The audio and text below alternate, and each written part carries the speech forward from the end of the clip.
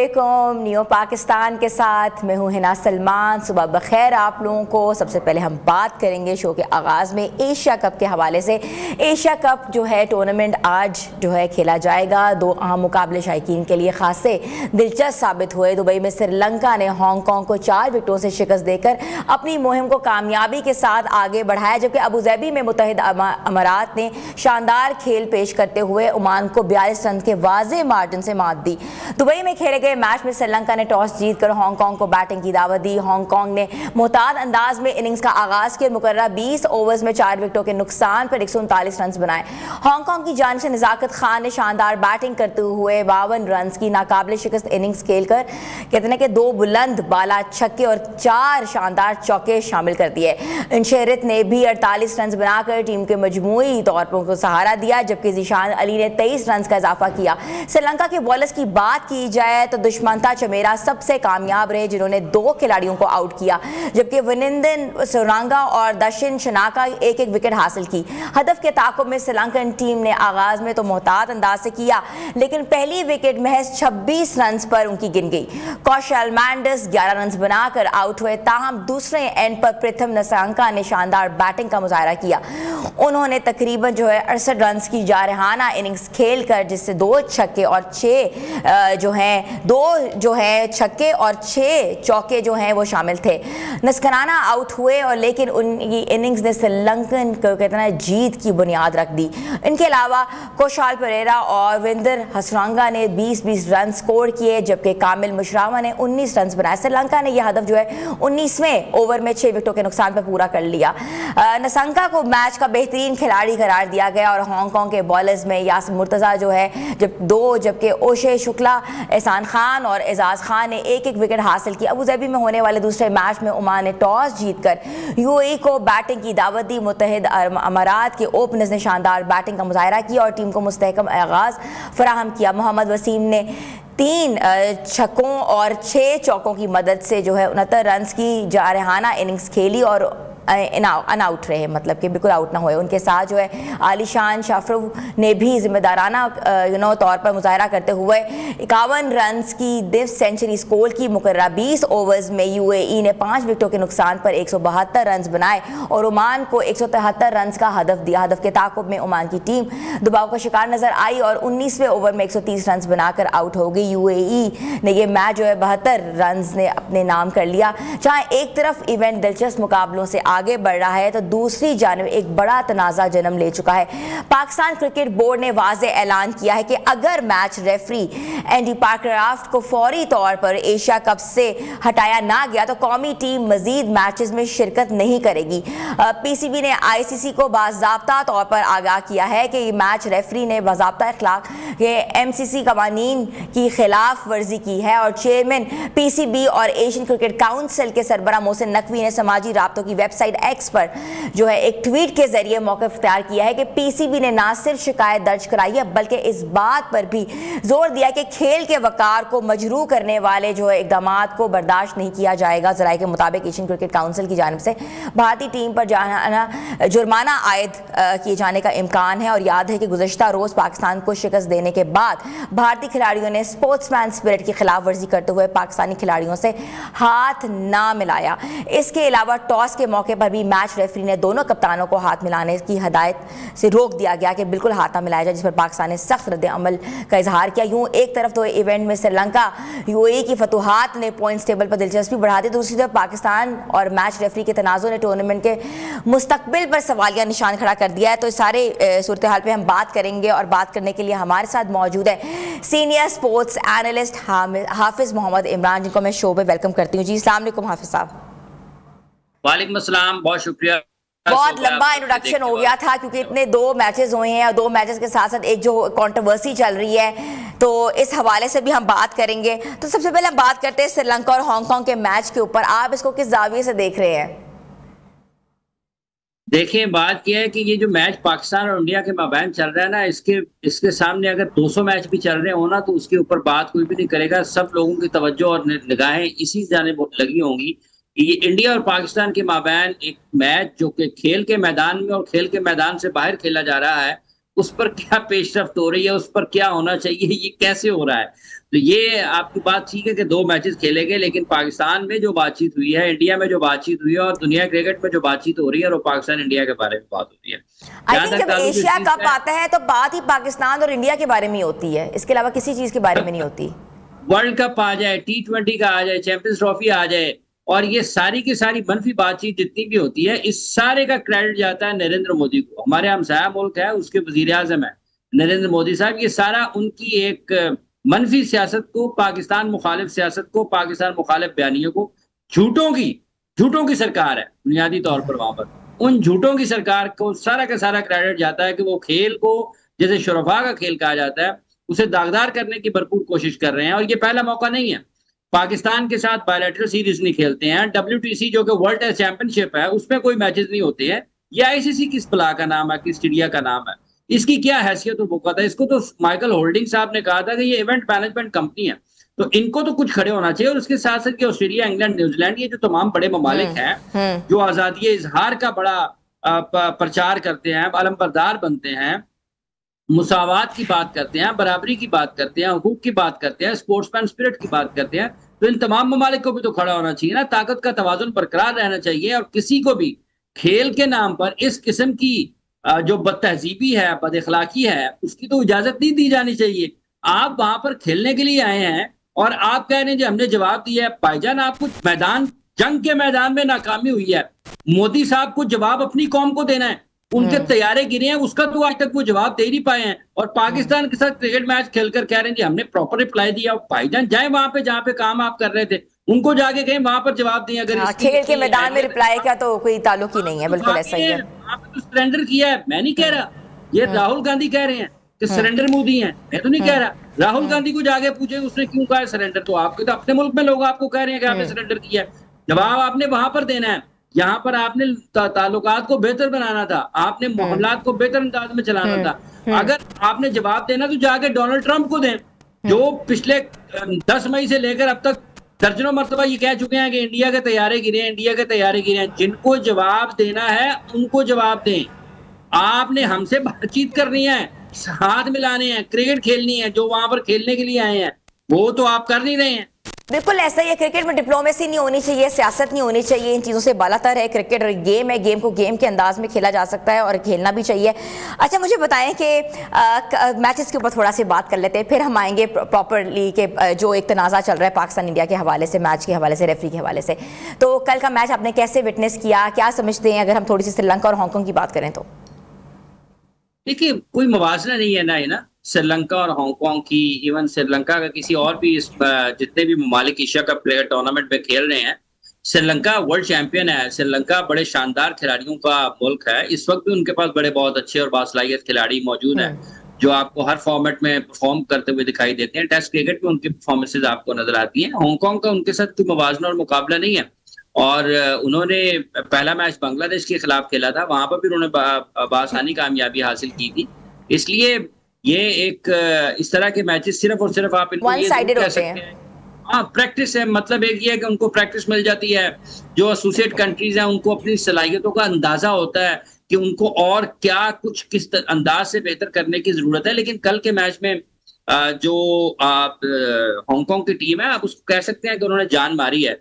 अगर आप लगभग 19 में ओवर तक ले जाते हैं उनको और 7-8 बॉल आपके बाकी रहते हैं 149 के दिफा में, तो ये उनकी एक अच्छी कारकर्दगी है। उनको एतमाद को बेहतर होगा और उनसे उनको अपनी अपनी सलाहियतों को हकीकी मानों में जांचने का मौका मिलेगा। हाफिज, आप ये नज़ाकत खान को और इंशरत को कैसे देख रहे हैं? ऑल्दो के है कि मिडिल ऑर्डर तो बिल्कुल फेल हो गया, बट दीज टू की प्लेयर्स परफॉर्म्ड वेल, कैसे देख रहे हैं? देखिए, इनफरादी तौर पर ये यूएई, ओमान या हांगकांग जितने भी ममालिक हैं, इसमें बहुत सारे लोग आपको नजर आते हैं कि जो इन मुल्कों से हैं, पाकिस्तान से हैं, इंडियन हैं, श्रीलंकन हैं, बांग्लादेशी हैं, ठीक है। तो पाकिस्तान के खिलाड़ी जहां पर भी आपको खेलते हुए नजर आ रहे हैं, वो आपको एक चीज तो नजर आती है उनमें कि सलाहियत तो है क्रिकेट खेलने के एतबार से। भले वो बैटिंग कर रहे हों, भले वो बॉलिंग कर रहे हैं, तो आपको सलाहियत तो उनमें नजर आती है और उसका वो इजहार भी करते हैं। भले वो वहां पर उतनी ज्यादा क्रिकेट उनको खेलने को ना मिलती हो, लेकिन जो बेस है वो पाकिस्तान में उनकी बनी है। यहाँ पर क्रिकेट खेलते खेलते बड़े हुए हैं और कुछ लोग ऐसे हैं जो फर्स्ट क्लास क्रिकेट खेलते रहे हैं, वहां से फिर दूसरे मुल्कों में गए हैं फिक्रे माश में, रोजगार की तलाश में, वहां पर जाकर क्रिकेट खेल रहे हैं। तो आपको बुनियादी चीज तो नजर आती है कि क्रिकेट खेलना तो पाकिस्तानियों को आता है। किसी भी जगह पर जाएंगे दुनिया की किसी भी टीम के खिलाफ, किसी भी बॉलिंग के खिलाफ, किसी भी बैटिंग के खिलाफ, वो आपको बेहतर खेल का मुजाहरा करते हुए तो दिखाई देंगे। नजाकत ने पाकिस्तान के खिलाफ या एक कौन सा मैच था जिसमें इन्होंने और भी एक दो जगह पर परफॉर्मेंसेस अच्छी दी हैं जी। अच्छा, थोड़ा सा यूएई और ओमान की बात करें। दोनों ही जो हैं बिल्कुल ऐसे लग रहा था कि प्रैक्टिस मैच खेल रहे हैं, मगर यूएई ने बरतरी हासिल कर ली ओमान से। तो क्या कहेंगे इस कामयाबी के हवाले से? मोहम्मद वसीम और आलीशान शराफू की इनिंग्स कैसी लगी आपको? हाँ देखें, अच्छे हैं और अमूमी तौर पर लोगों का यही ख्याल था कि यूए की टीम, उसको होम कंडीशंस है उनकी, और उनके यहाँ भी आप देखें आपको नजर आते हैं उस्मान खान खेलते खेलते पाकिस्तान आ गए यहाँ से यूए की तरफ से। आप देखें कि इस टीम ने भी जिस अंदाज से कल आसिफ खान की बहुत चर्चा रही, बहुत बातचीत इनके बारे में हुई जब ये ट्राई नेशन सीरीज खेल रहे थे, लेकिन उसके बावजूद भी वसीम जो इनके कैप्टन है, उनकी कारकर्दगी बहुत अच्छी रही है। मोहम्मद वसीम बिल्कुल ठीक है, एक मोहम्मद वसीम पाकिस्तान की वुमेन टीम के हेड कोच है, ठीक है। तो ये अच्छा परफॉर्म कर रहे हैं, जितने उनके जराए हैं, जितना उनको क्रिकेट खेलते हैं। और उन्होंने बिल्कुल कल के मैच में अगर आप देखते हैं तो कोई उन्होंने जगह छोड़ी नहीं ओमान के लिए कि यकतरफा सा मैच किया। काफी 170 के रन में अगर आप 40-45 रन की फतह हासिल करते हैं तो वो ये बड़ा मार्जिन होता है और यूएई के लिए एतमाद बेहतर होगा यकीन। जब आप कम से कम जो अपने से नीचे वाली या अपने जैसी टीमें अगर उनके खिलाफ जीते तो ये तो कह सकते हैं ना वो कि जो हमारा कंपटीशन था उस कंपटीशन में तो हम सक्सेसफुल हुए हैं ना। अच्छा, आप now come to the entire episode of yesterday's issue के पाकिस्तान के मैच रेफरी वाला जो इशू था जो कि संडे को हुआ है, उसके हवाले से आप क्या कहते हैं कि मैच रेफरी को हटाने के लिए दावा किया गया है या पाकिस्तान जो है वो मैचेस आगे नहीं खेलेगा अगर इसको ना हटाया गया? क्या कहते हैं, ये जो पाकिस्तान का रद्द अमल है ये दो टोक रद्द अमल है या we should stand on our own stance? देखिए, एक तो पाकिस्तान टीम मैनेजमेंट को प्रोएक्टिव वहां पर होना चाहिए था, उनको पेशबंदी करनी चाहिए थी। और पोस्ट मैच में जब आपने माइक हैसन को भेजा है, माइक हैसन की जगह पर जब सूर्य कुमार यादव बॉल गए हुए हैं, या आपने ये देख लिया हुआ है कि दो वाकयात हो चुके हुए हैं, एक पहले टॉस पर और उसके बाद मैच के इख्तिताम पर। हाँ। और आपको वाज़े तौर पर नजर आ गया कि ये उनकी तरफ से जो मुखालिफ टीम है उनको हुकूमती हिदायत की वजह से उन्होंने रवायात को तोड़ा, कवानीन की खिलाफ वर्जी की।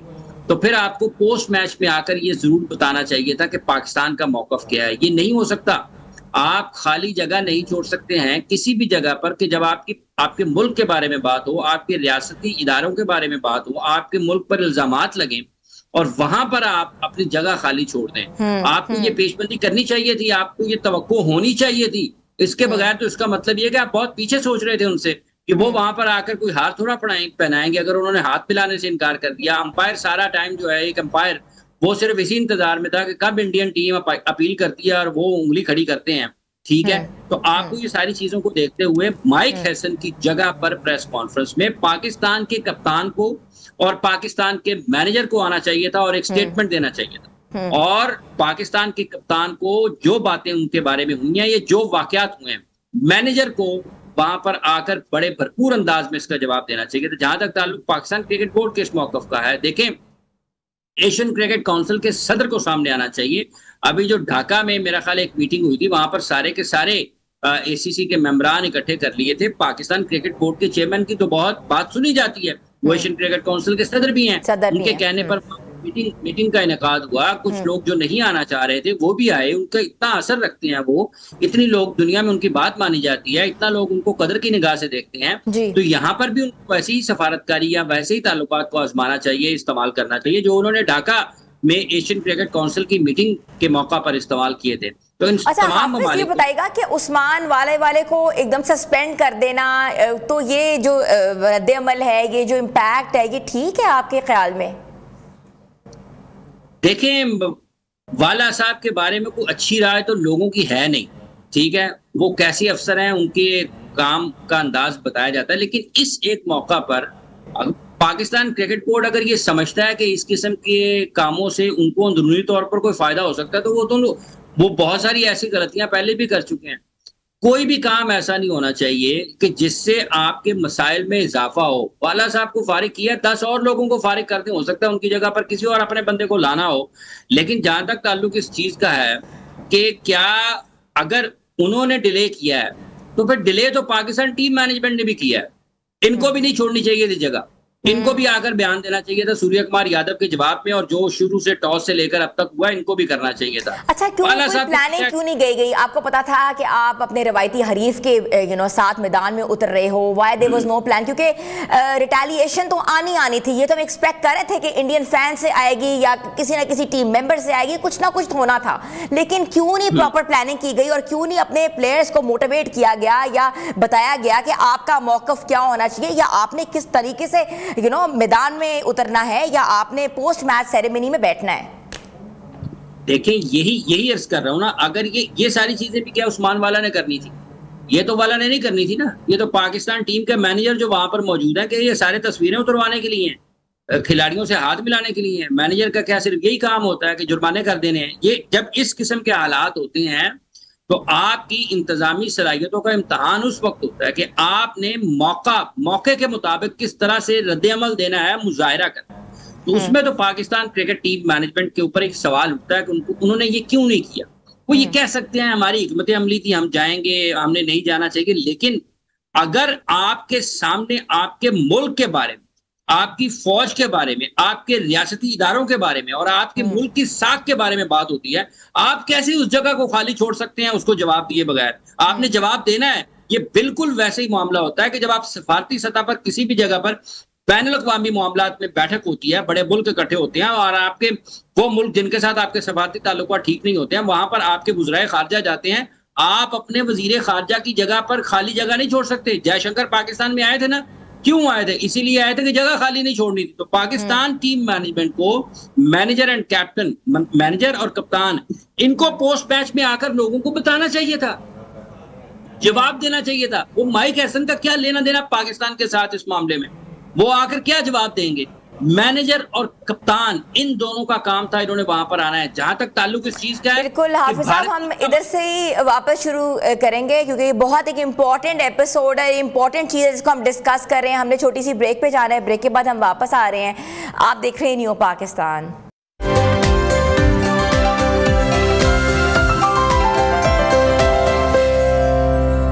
न्यू पाकिस्तान में आपको एक बार फिर से खुश आमदीद कहते हैं। हम बात कर रहे थे एशिया कप के हवाले से, जहां चेयरमैन पीसीबी और एशियन क्रिकेट काउंसिल के सरबराह मोहसिन नकवी ने समाजी राब्तों की वेबसाइट एक्स पर एक कहते हैं कि ट्वीट के जरिए बताया है कि पीसीबी ने सिर्फ शिकायत दर्ज कराई है कि उन्होंने जो है एंडी पार्कर के खिलाफ जो है सख्त से सख्त कार्रवाई की जाए और उन पर जुर्माना भी आयद किया जाए। तो इस सिचुएशन पर हम बात करेंगे और बात करने के लिए हमारे साथ मौजूद है साबिक चीफ सिलेक्टर और हमारे क्रिकेट एनालिस्ट हारून रशीद साहब। उन्हें हमें शो में हम वेलकम करते हैं, जिन्होंने हमें कराची से ज्वाइन किया। उसके साथ साथ हमें ज्वाइन किया हुआ है हाफिज इमरान साहब, हमारे दूसरे सीनियर तज्जियाकार जो हैं वो हमसे बात करेंगे। मैं सबसे पहले रुख करूंगी हारून रशीद साहब का। जी अस्सलाम वालेकुम सर।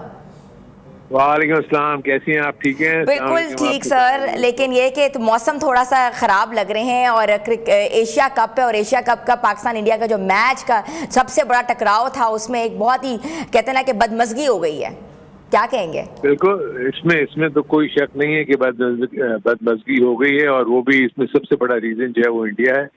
इंडिया ने जिस किस्म की हरकतें की हैं वो किसी तरीके से भी मुनासिब नहीं है, जो कि क्रिकेट के पॉइंट ऑफ व्यू से, जो क्रिकेट के कोड और स्पिरिट ऑफ द गेम के पॉइंट ऑफ व्यू से जो है वो बिल्कुल उसको कहीं भी किसी भी सूरत में काबिल कबूल नहीं किया जा सकता। तो जो इशू है उसमें सबसे बड़ा ये है कि जो मैच रेफरी है उसने सबसे पहली चीज तो ये की कि उसने जो उसके प्रोटोकॉल में आता था उससे बियॉन्ड काम किया है। यानी एक आईसीसी का कोड है जिसके अंडर उसने सिर्फ प्लेइंग कंट्रोल टीम को सिर्फ उसने लुक आफ्टर करना होता है, जिसमें मैच की बहुत सारी चीजें हैं, कोड ऑफ कॉन्डक्ट को देखना है कि कोई वायलेट तो नहीं कर रहा। वो तो किसी सूरत में भी ये नहीं कह सकता कि जी कप्तान जो है वो आपस में हाथ नहीं मिलाएंगे। ये किसी भी तौर पे एक मैच रेफरी आगे किसी कैप्टन को नहीं कह सकता। तो एक तो वैसे ही उसने अपनी जुरिसडिक्शन से बाहर होकर उसने ये बात की है। तो आई थिंक इसके लिए तो पीसीबी का जो ये स्टांस है मैं समझता हूँ कि वो बिल्कुल ठीक है, क्योंकि आईसीसी मैच रेफरीज अपॉइंट करता है, match referees Asia cricket council ने रिक्वेस्ट की होगी, आईसीसी ने एंडी पायक्रॉफ्ट को भेजा होगा, लेकिन एंडी पायक्रॉफ्ट का जो पास्ट भी है ना वो भी पाकिस्तान के पॉइंट ऑफ व्यू से कोई इतना अच्छा नहीं है, ये बहुत ज्यादा कंट्रोवर्शियल बंदा है। अच्छा हारून रशीद साहब, ये बताएगा कि अगर एशियन क्रिकेट काउंसिल भारतीय टीम पर जुर्माना आयद करती है तो वाकई क्या ये पॉजिटिव स्टेप होगा या सिर्फ एक कहते हैं पेपर वर्क होगा लोगों को दिखाने के लिए?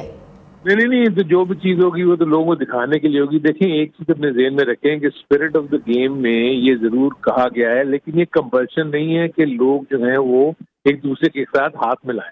ये एक स्पिरिट ऑफ द गेम के तहत एक नॉर्मल एक फेज होता है जिसमें आपने देखा होगा कि हर स्पोर्ट में, it's not that only in cricket, हर जगह पे जब मैच खत्म होता है लोग आपस में जो है वो हाथ मिलाते हैं और एक दूसरे को हारने वाला ऑब्वियसली उसको अफसोस के उस पर लेके जाता है, जीतने वाले को मुबारकबाद दी जाती है। तो ये तो एक रिवायत है जो कि स्पिरिट ऑफ द गेम के अंडर में आती है। एक्चुअली इंडिया ने स्पिरिट ऑफ द गेम को हर्ट किया है बेसिकली। ठीक है, वो ये अभी ये दुनिया में कहते फिर रहे हैं कि जी कोई जरूरी तो नहीं है कि हम हाथ मिलाएं या नहीं मिलाएं, लेकिन जो दूसरा उन्होंने पॉइंट ऑफ व्यू जो फर्स्ट टाइम मैंने देखा अपने पूरे करियर में कि वो पॉलिटिक्स को स्पोर्ट्स में ले आए। ये आज तक कभी नहीं हुआ कि पोस्ट मैच प्रेस कॉन्फ्रेंस में कप्तान इस किस्म की बात करे और इसके बाद जो प्रेजेंटेशन सेरेमनी है उसमें इस किस्म की बात करे। ये तो बिल्कुल ही अजीब सी चीज होगी, पॉलिटिसाइज कर दिया उन्होंने पूरे शो को, बिल्कुल ऐसा ही है। मैं हाफिज इमरान की तरफ रुख करूंगी। हाफिज साहब, ये बताइएगा, एशेज सीरीज होती हैं, वहां भी आर्च राइवल्स होते हैं, ऑस्ट्रेलिया इंग्लैंड की ऐसी सीरीज होती हैं कि धुआंधार सीरीज होती हैं, कभी ऐसी चीजें वहां तो देखने में नहीं आई। इस मैच को खास तौर पे क्यों पॉलिटिसाइज किया गया, ऑल्दो इट्स अ गेम? देखिए, बॉक्सिंग में खिलाड़ी जख्मी होते हैं, लेकिन जब मैच का नतीजे का ऐलान किया जाता है तो वो गले मिलते हैं। हाथ मिलाना तो बड़ी दूर की बात है। एमएमए में क्या होता है, जब खिलाड़ी मैच हार जाता है, कोई मैच का नतीजा आ जाता है फाइट का, तो वो खिलाड़ी भी एक दूसरे से गले मिलते हैं। तो ये तो वो वाला खेल ही नहीं है, ठीक है। इसलिए जो बात हो रही है कि जिसका आपने भी हवाला दिया है कि एशेज सीरीज में भी ऐसा रिवायती हरीफ होते हैं, लेकिन इस किस्म की सूरत हाल नहीं होती। और वहां पर क्यों नहीं होता? क्योंकि वहां पर कोई नरेंद्र मोदी वजीर आजम नहीं है, वहां पर कोई आईसीसी में वहां पर उनका कोई वजीर दाखिला अमित शाह नहीं है, वहां पर कोई हिंदुत्वा नहीं है, ठीक है। वहां पर कोई पाकिस्तान मुखालिफ, मुसलमान मुखालिफ सोच नहीं है।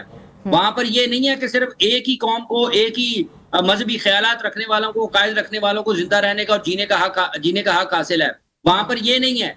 और वो मार खा खा के, लड़ के वो थोड़े बेहतर हो गए ज़हनी तौर पर, लेकिन वो भी इन दिनों बीगी बिल्ली बने बैठे हुए हैं। उनको भी ये खड़े होना चाहिए और देखना चाहिए कि ये जो खेल की रिवायात है ना, कवानीन है, आइन है, ठीक है, और जिस अंदाज में जो कदीम रिवायात है उसके मुताबिक अगर नहीं चलेगा तो फिर नई चीजें पैदा होंगी। खेल किस लिए खेले जाते हैं? आप लोगों को करीब लाते हैं। ये पाकिस्तान, इंडिया, अफगानिस्तान, श्रीलंका, ये जब सब लोग, तमाम ममालिक के लोग शायकीन क्रिकेट एक दूसरे के साथ एक स्टैंड में बैठ के मैच देखते हैं, तो इसका मतलब ये है कि कल कलां को वो भी कहेंगे कि हमारे इंडियन स्टैंड अलग बनाया जाए, श्रीलंकन स्टैंड अलग बनाया जाए, पाकिस्तानियों का स्टैंड अलग बनाया जाए।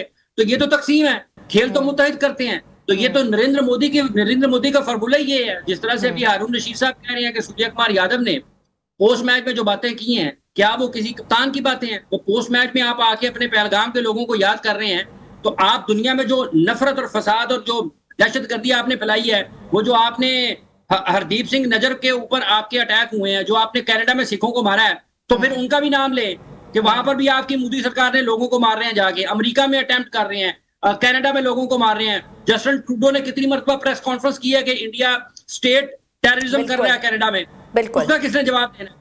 ये सारी दुनिया में खालिस्तान की तहरीक चल रही है, उसके होते हैं, वोटिंग होती है, वो किसने बताना है? वो सूर्य कुमार यादव ने नहीं बताना। फिर तो ये जो झूठ है पाकिस्तान के बारे में, इसको नहीं फैलाना चाहिए। और अगर कोई झूठ बोल रहा है आपके मुल्क के बारे में और आपकी रियासत के बारे में, आपकी अफवाज के बारे में, तो आपको उसका जवाब देना चाहिए।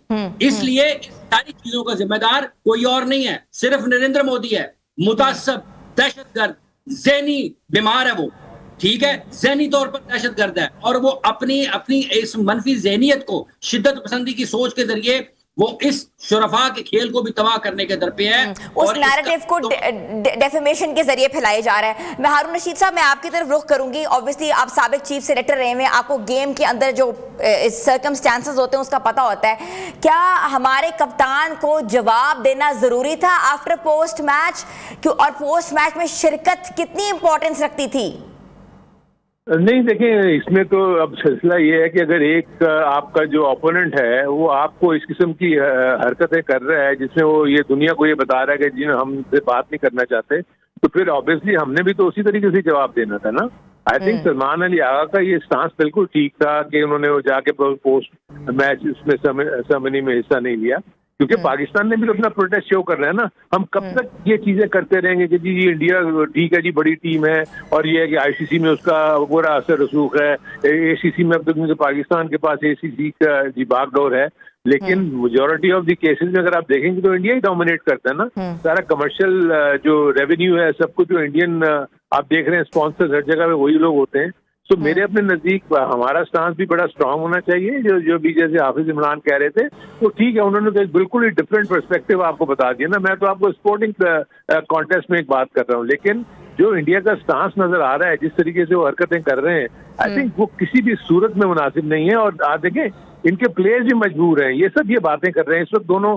आप तो देखें ना, एशियन जो क्रिकेट कमेंट्री का जो पैनल है उसमें पाकिस्तानी और इंडियन साथ बैठ के कमेंट्री कर रहे हैं, एक दूसरे के साथ एक दूसरे को एक्सचेंज कर रहे हैं व्यूज को। तो ये तो कोई बात नहीं। फिर उसके कि जैसे हाफिज इमरान कह रहे हैं कमेंट्री बॉक्स भी अलग कर दें, पाकिस्तानी अलग बैठेंगे, आपके इंडियंस अलग बैठेंगे, ताकि वो उसी तरीके से सिलसिला चलेगा। तो ये तो नए की तरफ ले गए हैं जो कि बहुत डेंजरस है। आई थिंक एक चीज मैं आपको बता दूं कि इंडिया को इसका खमियाजा भुगतना पड़ेगा।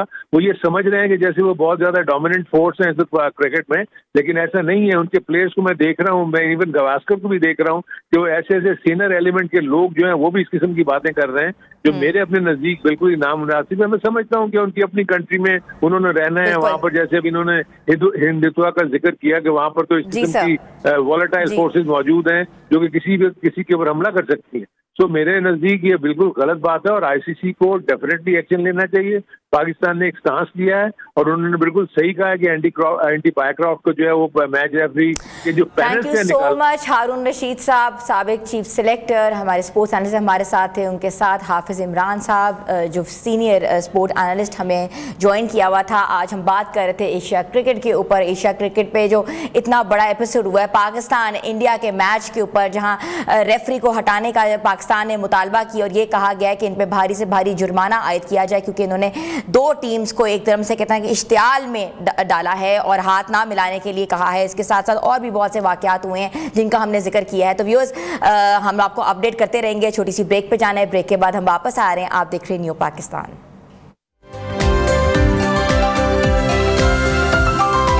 Welcome back viewers. हम बात करते हैं खेलों की दुनिया में ऐसे हीरोज की जो कि वक्तन फवक्तन सामने आते हैं, जो ना सिर्फ अपनी गैर मामूली कारकर्दगी से दुनिया को हैरान कर देते हैं, बल्कि अपने अज़म, हौसले और मेहनत से मुल्क और कौम का जो नाम है वो भी रोशन करते हैं। बलूचिस्तान के जिला पशीन के एक छोटे से गाँव से ताल्लुक़ रखने वाले 24 साल नौजवान किक बॉक्सर आगा कलीम भी ऐसे ही बासलाहियत हीरोज में से एक हैं। आगा कलीम ने world professional kick boxing championship में महज 15 सेकंड में अपने हरीफ को नॉकआउट करके दुनिया भर में तहलका मचा दिया। कामयाबी ना सिर्फ उनकी फनी महारत और फिटनेस का सबूत है, बल्कि पाकिस्तान के लिए फख्र का बाइस है। इससे कबल जनवरी में भी उन्होंने अजरबैजान में होने वाली एशियन MMA चैंपियनशिप में सिर्फ 48 सेकंड में अपने हरीफ को नॉकआउट करके शानदार कामयाबी हासिल की थी।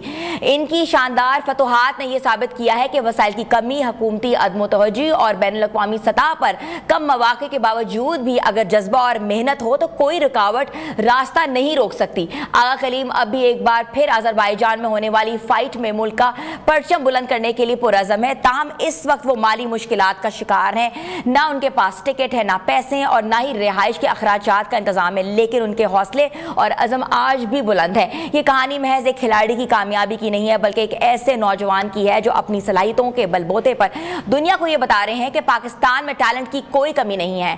तो आज हम इस सिचुएशन को इसलिए डिस्कस कर रहे हैं क्योंकि हम चाहते हैं कि आगा कलीम जो है वो अजरबैजान जाएं और पाकिस्तान का उनका नाम रोशन करेंगे, उनकी एक आवाज़ है, क्योंकि इतने माली मुश्किलात होने के बावजूद भी उस अज़म के साथ जो है वो वतन का नाम और परचम लेके दूसरे वतन जाना चाहते हैं और पाकिस्तान का नाम रोशन करना चाहते हैं, मगर उनकी माली मुश्किलात जो हैं वो उनके आगे आड़े आ गई हैं। तो व्यूअर्स, हमने सोचा कि हम ये स्टोरी आपसे डिस्कस करें। छोटी सी ब्रेक पे जा रहे हैं, ब्रेक के बाद हम वापस आ रहे हैं। आप देख रहे हैं न्यू पाकिस्तान।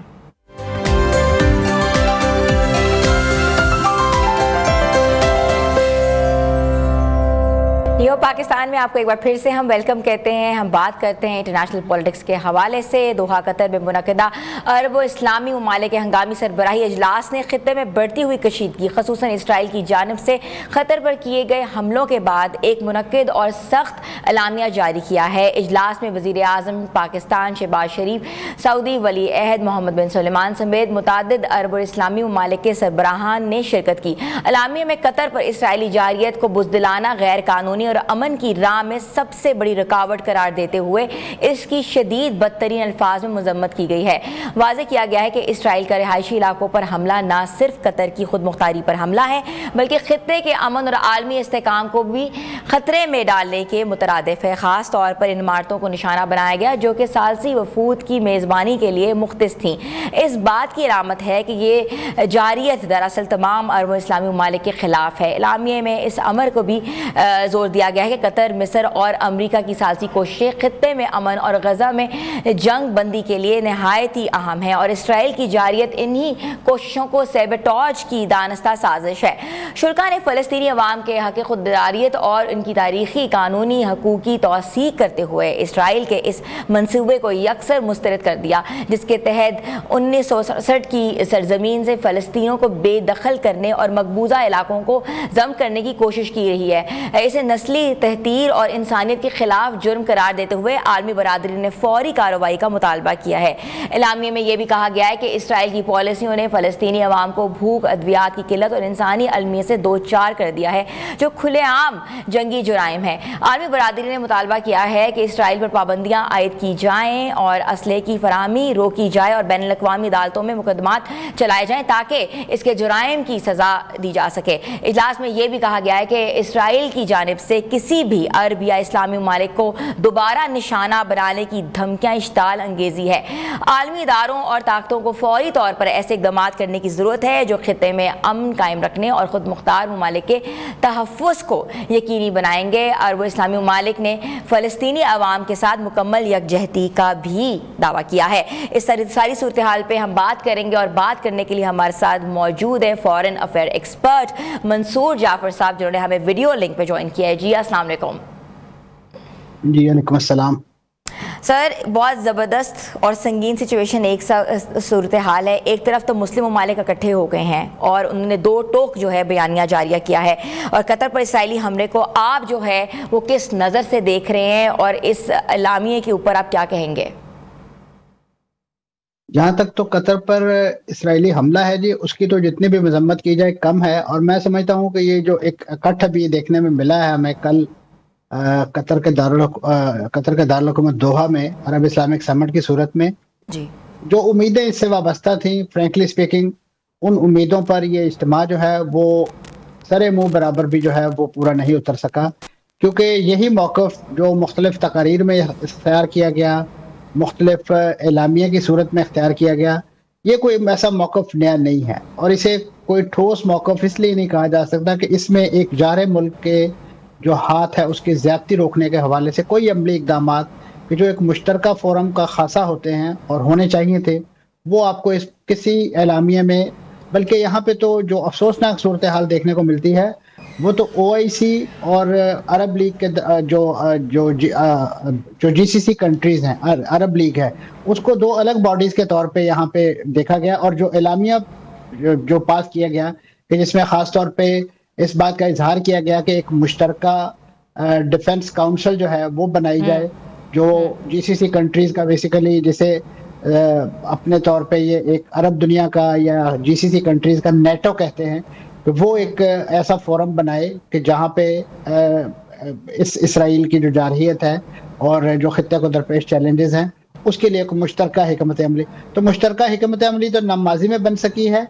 और ख़ास तौर पे अरब लीग का जो मुर्दा घोड़ा है और जीसीसी कंट्री का जो मुर्दा घोड़ा है, मैं समझता हूँ उसमें जान डालने की एक नाकाम कोशिश की गई है। क्योंकि ये फोरम बना ही बुनियादी तौर पे दो मुसलमान मुल्कों की लड़ाई के वक्त था 1981 में, कि जब ईरान और इराक की जंग थी। तो उस वक्त जो दीगर ममालिक एक थ्रेट फील करते थे अरब दुनिया के, उन्होंने अपनी सिक्योरिटी के हवाले से ये अम्ब्रेला क्रिएट की थी। और उसके बाद से इसकी तरफ से कोई ऐसा काबिल जिक्र कारनामा सिवाय इसके कि जब अमेरिका ने 1990 में ऑपरेशन डेजर्ट स्टॉर्म किया था और कुवैत को वागुजार करने के लिए इराक पर हमला किया था, तो उस वक्त इस फोर्स का जो मैं समझता हूँ जो मैकेनिज्म है वो हरकत में आया। लेकिन वो भी उस सूरत में कि जब अमेरिकन फोर्सेज जो थी वो ऑन ग्राउंड थी और ये पीछे अरब दुनिया के जो सरखेल हैं, जो स्टालवर्ड्स हैं, ये सारे के सारे शामिल बाजे के तौर पे उससे पूरी कार्रवाई में शरीक थे। तो मंसूर जाफर साहब, आप ये बताइएगा कि ये जो अरब और इस्लामी ममालिक जो खड़े हुए कतर के साथ, ये महज दिखावे के लिए खड़े हुए हैं कि वाकई कोई हिकमत अमली लेकर आ रहे हैं, या जो इनका स्टांस जो है वो कोई एक कहते ना कि वजन रखता है? इनका स्टांस तो वजन रखता है, लेकिन मुसीबत यह है कि इस वक्त वेस्ट ने और इस्तेमार ने इनको जो अपने अपने मखसूस घरोंदों में और मखसूस इनके जो वेस्टेड इंटरेस्ट है उसका जो असीर बना के रख दिया है। और इनको ये बता दिया है कि इनकी तरफ से कलेक्टिव एफर्ट जो है वो इस लिहाज से नहीं हो सकती, क्योंकि वो एफर्ट जो है किसी एक मुल्क की जो स्ट्रेटजी है वो किसी दूसरे मुल्क की फॉरेन पॉलिसी या डिफेंस पॉलिसी के उसके खिलाफ है। क्योंकि ये बुनियादी तौर पे तो आप कह सकते हैं कि किंगडम है, शेखडम है और सल्तनतें हैं, और यहाँ पे कोई उस नौयत का जमहूरी या उस तरीके का कोई डेमोक्रेटिक सेटअप तो है नहीं। यहाँ पे एक फर्द वाहिद एक मुतलकुल अनान हुक्मरान होता है, और उस मुतलकुल अनान हुक्मरान को हमेशा से अपने इर्द गिर्द जो है ऐसे लोगों से खतरा रहा है जो उसी खानदान से ताल्लुक़ रखते हैं लेकिन उसके सियासी मुखालफिन समझे जाते हैं। और यही वजह है कि ये लोग अपनी जो सिक्योरिटी है, जो अपनी जो सलामती है, वो दाखिली तौर पर मंजूर करने के बजाय उसे हमेशा से आउटलेट करते हैं। और आप देख सकते हैं कि पूरे खलीज के अंदर इस वक्त बहरीन के अंदर एक 5वां अमरीकी बहरी बेड़ा खड़ा हुआ है जी। कतर के अंदर जो है इस वक्त सेंटकॉम का हेडक्वार्टर है, और ये आया इन लोगों की अपनी हिफाजत के लिए है या इसराइल और अमेरिका के जो खित्ते में मफादात है उनके तहफ़्फ़ुज़ के लिए। अब तो ये बात कतर पर हमले के बाद पाया सबूत को पहुंच गई है कि ये जितने भी प्लान्स हैं या जितने भी मंसूबे हैं, इनका मकसद उन मुल्कों की सलामती और सिक्योरिटी की हिफाजत नहीं है, बल्कि उनके पैसों पे, उनके खर्चे पे एक लिहाज से अमेरिका ने अपना एक ऐसा सिक्योरिटी का नेटवर्क जाल बुन रखा है कि जो इन्हीं मुल्कों की एक तरह से जासूसी भी करता है, और इनको अगर कोई गैर पार्लिमानी लफ्ज ना हो तो उनको बिल्कुल जिसे कहना चाहिए पॉलिटिकली और डिफेंस वाइज इम्पोर्टेंट कर देता है, ताकि वो किसी नौयत की कोई इंडिपेंडेंट स्ट्रेटेजी ना बना सके। और इस इजलास के पस मंजर में एक लम्हा के लिए भी जो है वो इसराइल पर गजा पर बमबारी नहीं रोकी इसराइल ने। सो मच सो कि जब ये इजलास हो रहा था तो उस वक्त लबनान पर भी उसकी बमबारी जनूबी लबनान पर जारी थी। ऐसे में इन अरब हुक्मरानों अगर इजलास के दौरान भी एक ये पीरियड ऑफ लल जो है, या जो एक जैसे कहना चाहिए कोई ठहराव नहीं ला सके इसराइल की जारहियत में, तो फिर इनका यहाँ मिल बैठना जो है वो स्वयं एक फोटो सेशन के और कोई उसका कोई आउटकम नहीं है। मंसूर जाफर साहब, इधर एक बहुत एक अहम सवाल है कि एक तरफ तो गजा की कहते हैं ना कि आप हिमायत कर रहे हैं, दूसरी तरफ जो है यूएई में देखा गया है, सऊदी अरब में भी है, इजरायली इन्वेस्टमेंट्स हैं और बहुत बड़ी बड़ी इन्वेस्टमेंट्स हैं। आपको पता है जैसे अभी नियॉन सिटी बना है, इसके अलावा यूएई के अंदर अब काउंटर्स बन गए हैं, खुलेआम काउंटर्स हैं जहाँ इसराइली प्रोडक्ट्स बेची जा रही हैं, जहाँ के झंडे उन्होंने गाड़े में हैं। तो ये क्या ये वाकई तेजाब नहीं है? देखिए जी, इस कॉन्फ्रेंस का मैं समझता हूँ ये तो किसी को एक्सपेक्ट नहीं था कि ये कोई फौजी कार्रवाई पर एग्री करेंगे या उस नौयत का कोई स्ट्रेटजी बनाएंगे, लेकिन इस बात की जरूर तवक्को की जा रही थी कि इस वक्त अरब दुनिया के अंदर ये जो एक इसराइल के साथ ताल्लुकात को नॉर्मलाइज करने का जो प्रोसेस है, जिसको इस 7 अक्टूबर 2023 से तो पहले बहुत ही बढ़ावा दे दिया गया था, और इस नौयत के इकदाम और इंदिए दिए जा रहे थे कि जैसे ये अरब ममालिक जो है जो कतार के अंदर कतार खड़े थे, ये शायद आज नहीं तो कल इसको तस्लीम कर लेंगे।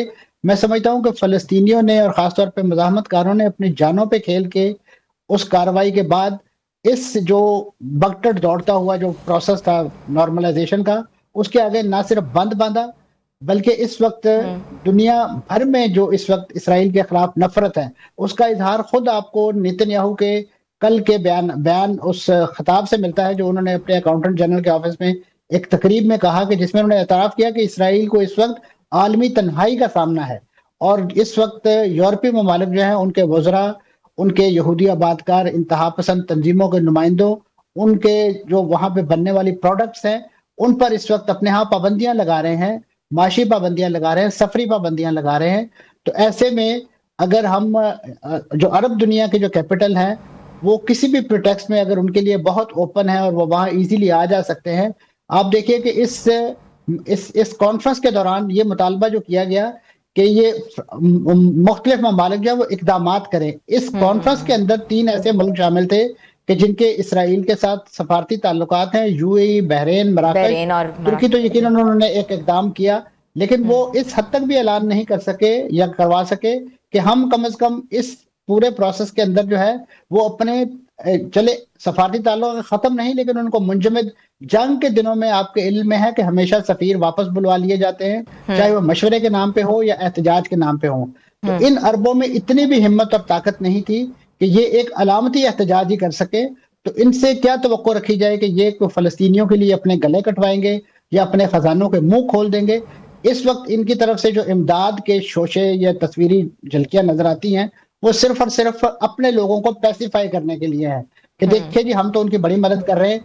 बेसिकली ये उनको जिंदा रखे हुए हैं मरने के लिए, ताकि वो जिंदा रह सके, इसराइल उनको जिंदा मार सके।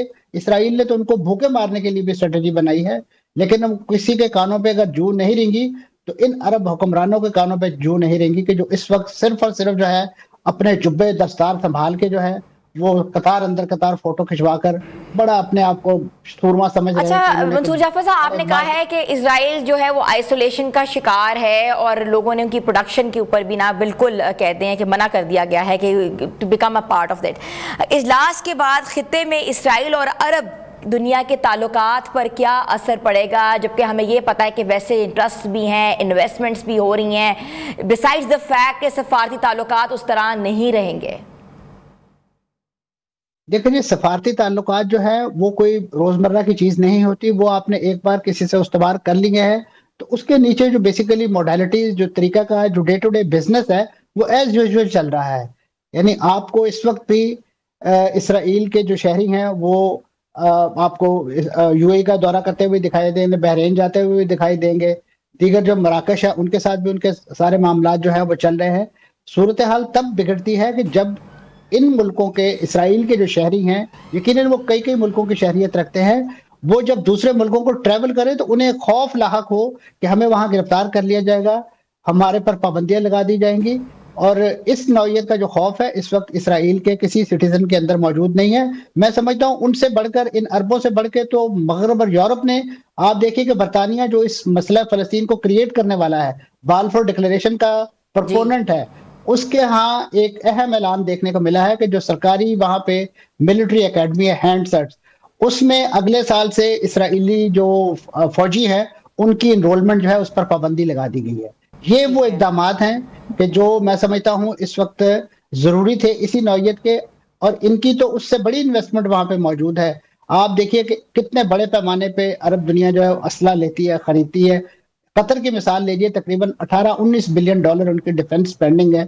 तो उसका नतीजा क्या हुआ? उसका नेट रिजल्ट ये हुआ कि 2000 किलोमीटर दूर से इसराइली तैयारे जो है वो कई मुल्कों से प्रवास करते हुए उन पर हमलावर होते हैं, और उनके अपने ही मुल्क के अंदर जो दुनिया का सबसे एडवांस सर्विलियंस नेटवर्क मौजूद है अल उदैद एयर बेस पे, वो बिल्कुल ऐसे सोया मरा हुआ था कि जैसे उसको वाकई किसी ने जो है डिटेक्ट नहीं कर पाया। जो है अच्छा, थोड़ी सी हम बात करते हैं, जैसे कि पता होगा आपको ग्लोबल समिट फ्लोटेला जो है वो शुरू हुआ है, जिसमें से 44 ममालिक के जो जहाज है, बहरी जहाज, वो साजो सामान और अद्वियात लेके गजा जा रहे हैं। तो सर मुख्तसर सा बता दें कि आप समझते हैं कि ये ह्यूमैनिटी के लिए एक बहुत बड़ी कॉज है? इसमें कोई शक नहीं जी। इस नौइयत के जो, जिसे कहना चाहिए एक सिविल नौइयत के जो इकदामात हैं, जो जिसमें जो जनरल पॉपुलेशन और जो ह्यूमन राइट्स के लोग हैं वो शरीक होते हैं, ये एक अलामती चीज़ है। ये जो छोटी कश्तियां हैं ये कोई बम और गोला बारूद लेके नहीं जा रही हैं, ये बच्चों के लिए दूध लेके जा रही हैं, उनके लिए खुराक लेके जा रही हैं, अद्वियात लेके जा रही हैं, और ये एक बुनियादी तौर पे एक अलामती एहतजाज है और अलामती सॉलिडारिटी है। लेकिन इसराइल जैसा जारे मुल्क जो है वो माजी में भी, चाहे वो तुर्की से मरमरा वाला जो फ्लोटेला था उस पर भी अटैक कर चुका है, इससे पहले भी जो एक ह्यूमन राइट एक्टिविस्ट थी उनकी 3 कश्तियों की भी उन्होंने इजाजत नहीं दी। अब ये 40 कश्तियां जिन मुल्कों से गुजर कर आ रही हैं वहां पे भी उन्हें इस नौयत के फ्रंट बर्ड्स का सामना है कि ट्यूनिस जैसा मुल्क जो है उनको वहां से सेल करने की इजाजत नहीं देता, क्योंकि ये छोटी कश्तियां हैं, इनका जो समुद्री जो ज़ाहिर है मद्दोजहर होते हैं वो बाज़ औक़ात इस नौयत का होता है कि उसमें ये बहुत लंबा रूट कवर करके जो है वो गजा के साहिल पे फ़लस्तीनियों से इज़हार यकजहती के लिए खैमाजन होना चाहते हैं। अब हम तो यही दुआ करते हैं कि इनका जो अज़्म सबात है और इनका जो कम से कम जिस अंदाज से ये स्मूथ फ्लोटेला आ रहा है कि किसी न किसी अंदाज में महफूज तरीके से बंदरगाहों पे पहुंच जाए और गजा की पट्टी के लिए जो एक कहते ना कि एक ठंडी हवा होगी वो भी उनको मिल जाए। Thank you so much. हमारे साथ मौजूद थे Mansoor Jafar, foreign affair expert, जिनका ये कहना था कि ये जो समिट है ये इलामिया एक तरह से फोटो सेशन है। इस समिट में जो है कोई ख़ास मौक़िफ़ जो है इस्लामी ममालिक का सामने नहीं आया। आपको मज़ीद अपडेट करेंगे। छोटी सी ब्रेक पर जाना है, ब्रेक के बाद हम वापस आ रहे हैं। आप देख रहे हैं न्यू पाकिस्तान।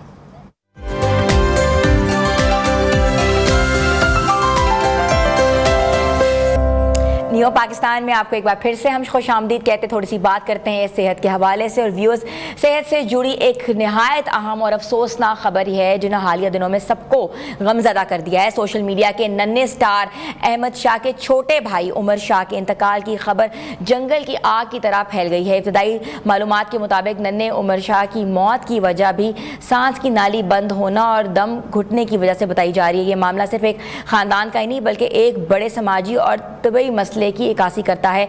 तो भाई माहिरीन के मुताबिक नौजवान अक्सर और अचानक मौत की एक बड़ी वजह ये सामने आती है कि सांस की नाली बंद हो जाती है या दम जो है उनका घुट जाता है। खासतौर पर वो अफराद जो मोटापे का शिकार हों और खाने के फ़ौरन बाद सोने के आदी हों तो उनमें यह ख़तरा जो है लाक होता है और ये मसला उम्र की किसी भी हिस्से में सामने आ सकता है। हत्ता के बूढ़े अफराद में भी एस्पिरेशन निमोनिया एक आम मर्ज है जो अक्सर जानलेवा साबित होता है।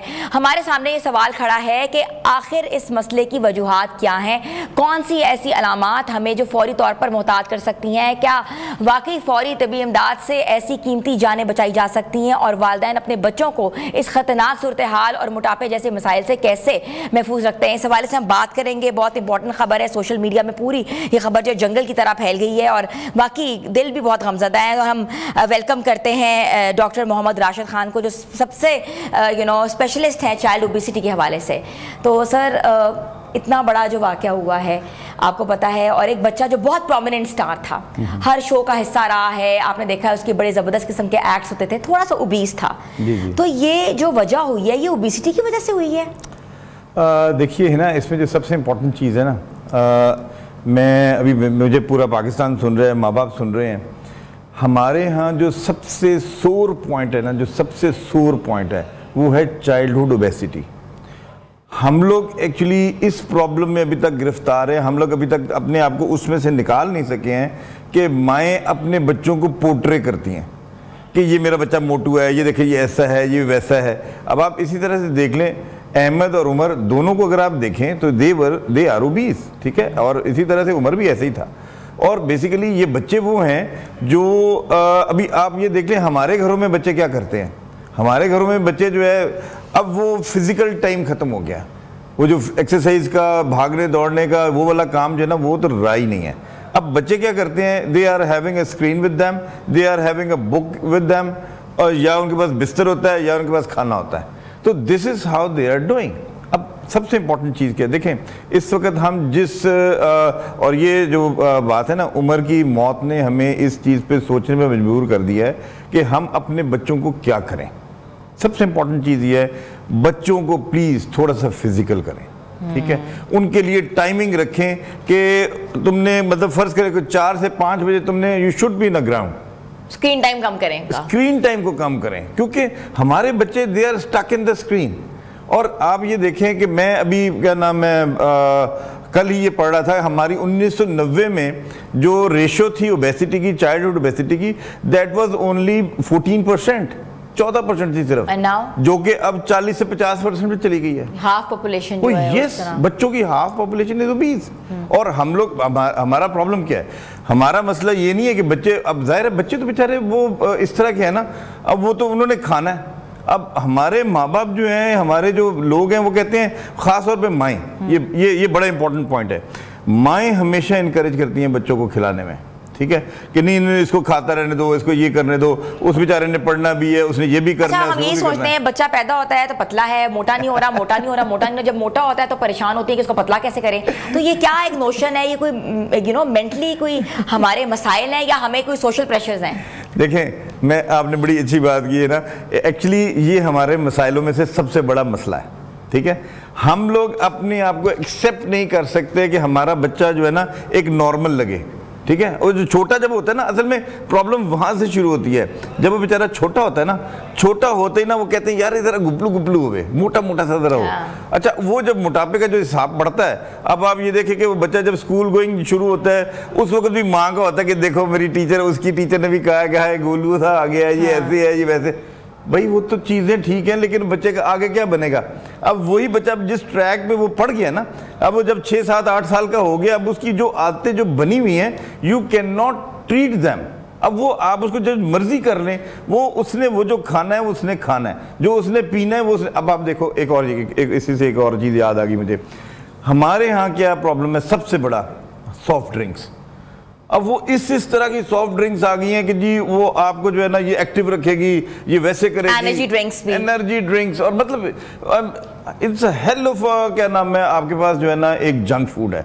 अब आप ये देख लें, पिज्ज़ा हमारे, अब एक और प्रॉब्लम भी, मतलब हमारे लिए प्रॉब्लम है लेकिन बच्चों के लिए ये याशी है कि जी वो घर पे फ़ोन करते हैं, वो घर ही से जो है ना वो डिलीवर करवा लेते हैं, वो आगे जो है ना वो लड़का आगे जो है ना पिज़्ज़ा दे जाता है, लड़का आगे आपको क्या नाम है शवारमा दे जाता है, लड़का आगे आपको बर्गर दे जाता है। That is how they are doing and what they are doing. Deliveries जो होती हैं घर के बाहर खड़ी होती हैं, रातों को यही हो रहा होता है कि रातों को एक डिलीवरी आ रही है, दूसरी जा रही है, और रातों को सबसे ज़्यादा ईटिंग है, late night. This is how it is. पूरा पाकिस्तान जो है ना ये रात को बच्चे जागते हैं, और ये मतलब इनका होता ही है। अच्छा, हमें भी ये कहते हैं, मतलब मेरे बच्चे हैं ज़ाहिर है वो भी इसी क्या नाम है उसका पार्ट है।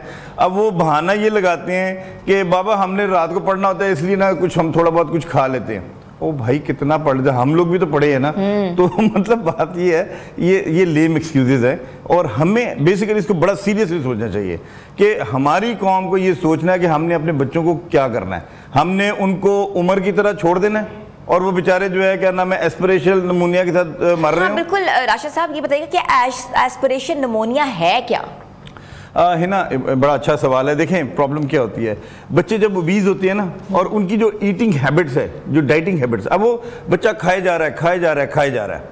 अब होता क्या है, There is no end. Yes.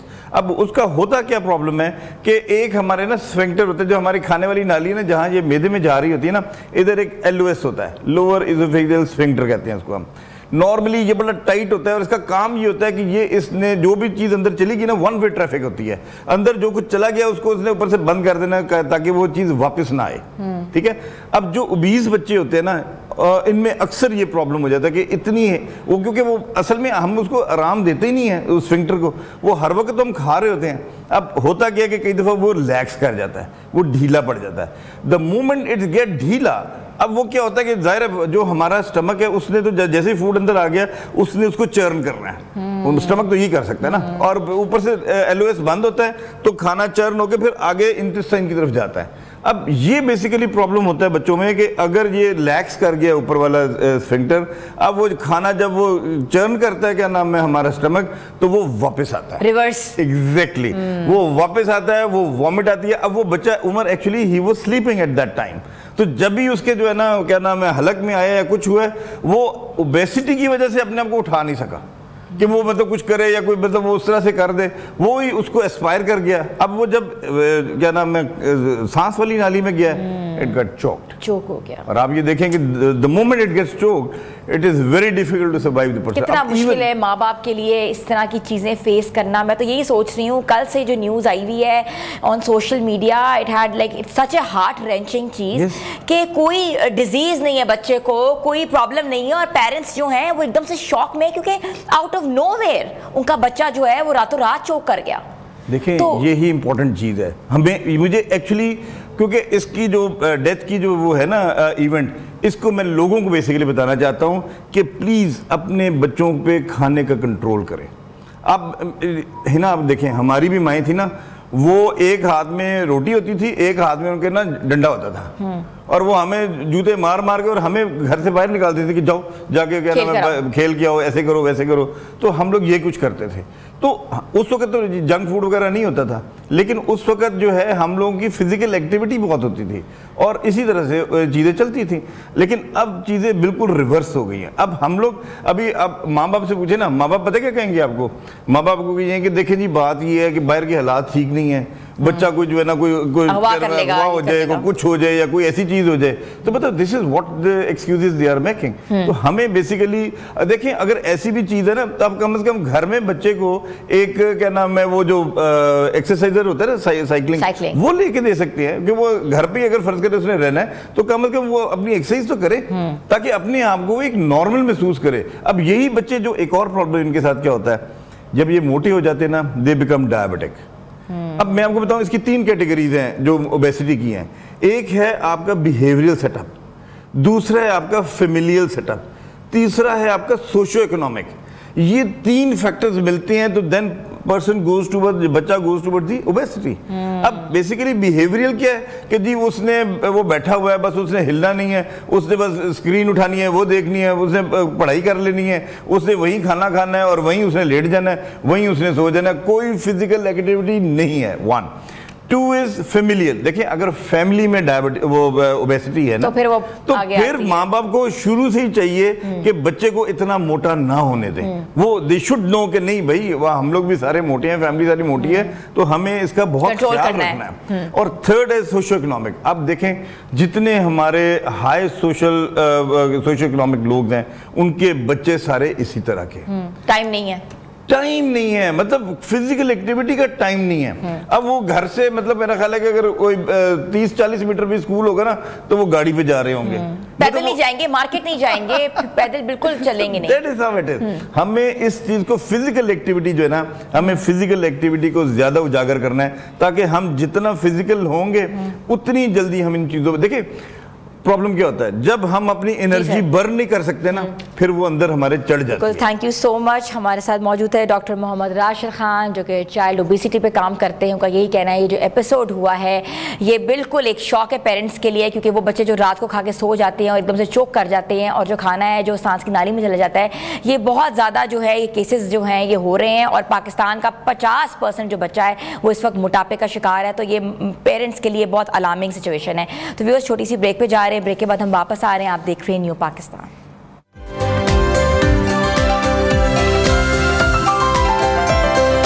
New Pakistan में आपको एक बार फिर से हम खुशामदीद कहते हैं। व्यूअर्स दुनिया में आए दिन जो है मेडिकल साइंस ऐसे ऐसे कमालात दिखा रही है कि इंसान हैरत रह जाए। हाल ही में एक ऐसा वाक़या पेश आया है जिसे सुनकर आप भी दंग रह जाएंगे। जी हाँ, कनाडा के एक शहरी ने तकरीबन 2 दहाइयों बाद दोबारा दुनिया को देखना शुरू कर दिया, और वो भी एक अनोखे तरीके से, यानी आंख के अंदर दांत लगाने के बाद। ये कोई फिल्मी कहानी नहीं है बल्कि हकीकत है। 34 साल ब्रेंट चैपमैन नामी शख्स ने महज 13 बरस की उम्र एक आम सी दवा लाइक आईब्रूफिन के इस्तेमाल के बाद अपनी बिनाई जो है वो खो दी थी, और डॉक्टर्स और मुख्तलिफ इलाज आजमाए लेकिन कोई जो है तरीकाकार ना साबित हुआ जिससे उनकी वापस बिनाई आ सकती थी। तो ब्रेंट ने अपनी ज़िंदगी के 20 साल नाबीना गुजार दिए, लेकिन फिर मेडिकल साइंस ने कमाल कर दिखाया। वैनकूवर के डॉक्टर ग्रेग टुमवानी ने एक पेचीदा सर्जरी की जिसे साइंस की ज़बान में ऑस्टियोऑन्टोक्रायोप्रोथेसिस कहा जाता है। इस सर्जरी में ब्रेंट के अपने दांत और एक लेंस का ऐसा जोड़ बनाया गया जो बाद अज़ा आंख में नस्ब किया गया।